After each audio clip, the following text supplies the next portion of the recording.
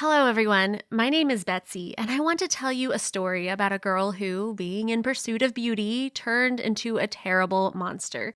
I'd like to tell you about myself. I hope that my story will be useful to you and you will not repeat my mistakes.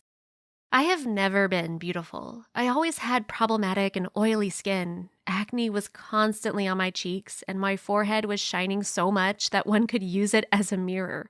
I bought all the creams and lotions with the promising names like anti acne or super clear skin, but nothing was effective. Once, I even asked my parents to take me to a doctor, but they just laughed at me. My parents called me a teenager and said that puberty was the reason for everything, and acne was a totally common thing for teenagers. Despite the fact that I had a healthy lifestyle, was eating a healthy diet, and was doing sports, my skin problems did not disappear. Because of acne, I was ashamed to be around people, so I went to school only after covering my face with foundation cream. I applied a thick layer of cosmetics on my face to hide all my imperfections. Yes, it looked terrible and people often laughed at me, but it was better than having skin with red dots. I told my best friend about all my problems. Her name was Nina. She was a little older than me and studied at a medical college. She also had her own small business, a home beauty salon. Nina served her clients at home, gave them manicures, pedicures, and made their eyelashes longer. In most cases, her clients were her friends and acquaintances, and I was one of them. Rather, once I was her very first and only client. I helped her business grow, found new customers, clicked on the thumbs up button under her Instagram posts, and commented on them. In gratitude, Nina often did my nails for free. She was the one whom I told about all my problems with my appearance.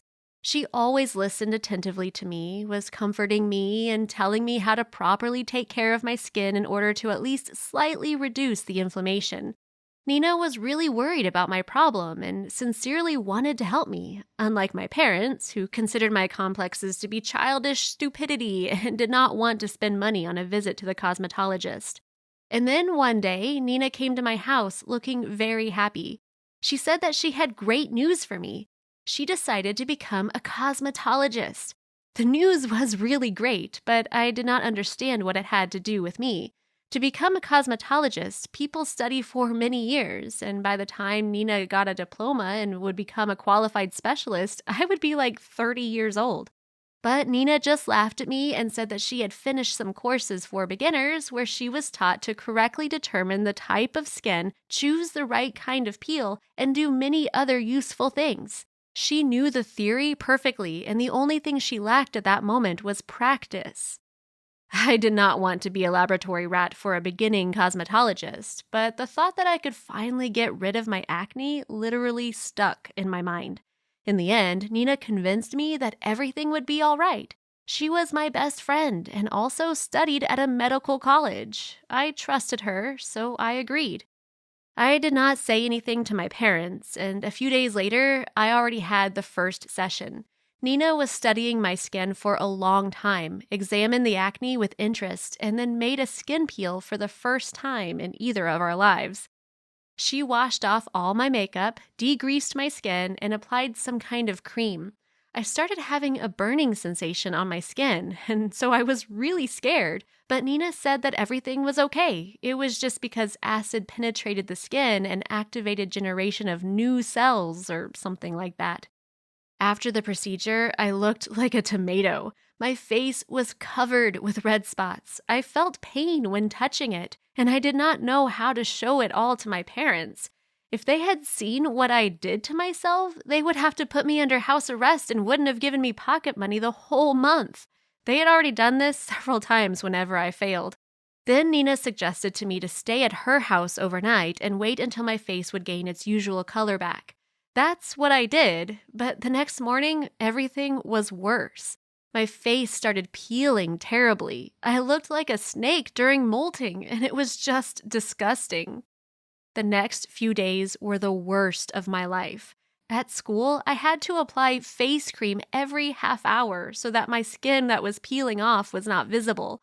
At home, I almost did not leave my room at all. I told my parents that I was preparing for exams, although, in fact, during this whole time, I was just staring into the mirror. But after a few days, everything changed. When my skin finally stopped peeling off, I noticed that my face actually became clearer. There was much less acne, even some scars from really large acne disappeared. That was incredible. On the same day, I called Nina and asked her to repeat the procedure. For the sake of clear skin, I was ready for anything, even a red face. During the next few weeks, I kept visiting Nina. She carried out more and more deep peels. My skin did not manage to recover before I had the next procedure. This went on for about 3 months until I got a chemical burn. While carrying out the procedure, Nina and I were chatting and did not notice how the time flew by. Usually, peeling cream is washed off the face 7 to 10 minutes after being applied, but on that evening, I was lying with it on for more than a half hour. When we realized this, it was already too late. I had a chemical burn on my face, which I could not hide from my parents. I didn't want to set up Nina, so I came up with a story about a poor quality facial scrub that burned my skin. After that, I did not go to school for a whole week and I stayed at home. When my skin finally recovered, I went to Nina again to repeat the procedure. Now, I understand how stupid that was, but please listen to me. I've never had such a clear face. For all my life, I dreamed of getting rid of my acne, and the result from the peeling was really amazing. That's why I was surprised when Nina refused to carry out the skin peel again. She said that for 3 months of weekly procedures, my problem would not disappear. Acne continued to appear on my face, so she came up with something better. And it was mesotherapy. In short, this is a procedure when a special drug is injected into the skin. This helps fight skin problems from the inside. So I gladly agreed to this. In beauty clinics, this procedure was quite expensive, but Nina could do it right here at her house. Great! On the appointed day, I came to Nina's place being ready for the change. When the procedure began, I immediately felt that something was wrong. I had the feeling that hundreds of ants were biting my face. I did not say anything to Nina as I thought that's how it was supposed to feel, but then it only got worse. After a few minutes, my whole body was covered with red spots, and my face was swollen as if it were stung by bees. I felt waves of nausea, and my heart was beating so fast, as if it wanted to jump out of my chest. Suddenly, I began to cramp, and it became difficult for me to breathe. Everything went dark, and I lost consciousness. I woke up in an ambulance. The doctors were shouting something, and Nina was crying next to me. I was connected to a weird device, and some tube was inserted into my mouth. I had double vision, and soon I fainted again. I spent more than 2 weeks in intensive care. Doctors said the fact that I survived was a real miracle. As it turned out, the drug that Nina injected into me contained a component to which I had an intolerability. It caused a terrible allergic reaction, and if Nina had called an ambulance just a minute later, I would have probably never woken up again. Of course, Nina told everything to the doctors and my parents. The latter were furious when they found out that it was because of her that I ended up in the hospital and that the chemical burn was also her mistake. The news that a medical college student considered herself to be a cosmetologist and nearly killed her friend quickly spread throughout our city. Nina was even suspended from her college classes. As for me, well, after that terrible procedure, huge scars and dark spots appeared on my face.